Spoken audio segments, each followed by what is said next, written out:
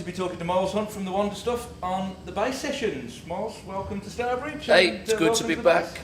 Good to be back, mate. Thank you. Now, one of the things that's been on my mind is, of course, back in the earlier days of the Wonder Stuff's career, you never shy about making a comment about the pop music of the era. We had the Disco King and we had Astley and Noose and things like that. I'm just curious as to what you think about the X Factor pop idol talent we have on show these days. Well, I reckon about around the time of Spice Girls, I realised that I was wasting far too much energy getting hot around the collar about how much I despise these people. So since the sort of mid to late 90s, I couldn't care less. I got rid of my TV 6 or 7 years ago. So I thankfully, no flicking through channels, and I'm going to accidentally stumble across Simon Cowell or any of those people. I'm not interested in them. I don't, you know what my opinion would be, but I try not to bother these days. That's interesting. So you don't watch TV at all? No.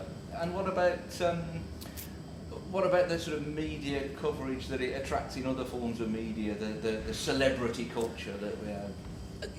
It's really why I got rid of the telly. I mean, it started with advertising. I found myself answering adverts back all the time. And then the 24-hour news channels, I got slightly addicted to them, and I'd be answering them back all the time. And then the whole crazy celebrity nonsense that seems to define our current culture. By then I'd got rid of the telly, thankfully, and I might live a little bit longer from keeping the old blood pressure down, really. One of the things also that I read that you'd said, Miles, which is interesting, is that you described the last few years of the Wonder Stuff as the happiest that you've had with the band. Mm-hmm. Now, I'll perhaps ask you a question that people may wonder about. Looking back over the band's career, when you were headlining the big festivals and at the top of the chart, there are those who might say, well, surely nothing's going to top that. What was on your mind when you said that? A lot of the time, we've not particularly enjoyed each other's company. The membership of the band has changed. It was sort of, there was the original four-piece only lasted 2 or 3 years before a fiddle player joined us, and then Bob left, and then we had a different bass player, and then a keyboard player came in. So it's been this rolling movement of the lineup, and a lot of it's to do with the personalities that are involved in the band now, and a lot of it's to do with perhaps all of us growing up a little bit and cooling our heels a little. I'm saying everybody, but I'm essentially talking about me, I suppose.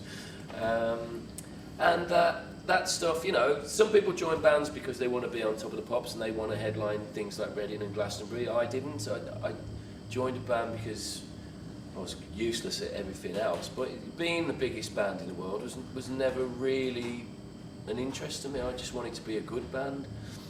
And in the meantime, all set for the Levellers throughout March? Absolutely. Including a visit to Birmingham? Yes, Birmingham O2 Academy, the new one that used to be the Dome. I think that's I'm going to guess at the 17th of March. I think I'm right in saying that.